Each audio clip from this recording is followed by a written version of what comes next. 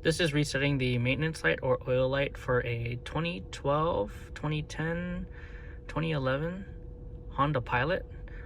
You can have the car running. What you want to do is use the knob here on the left, click it over till you see the oil life. Then you got to hold it down. So go ahead and hold it down.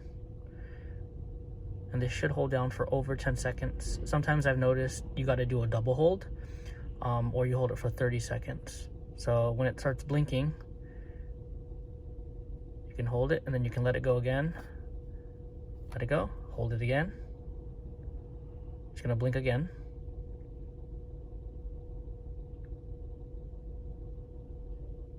And then it should go to 100%.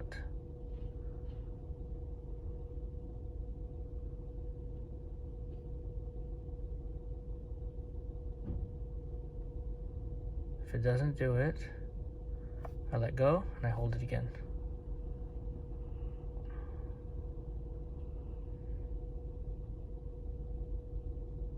There you go. So if it doesn't work for you, just hold it and let go and just hold it again.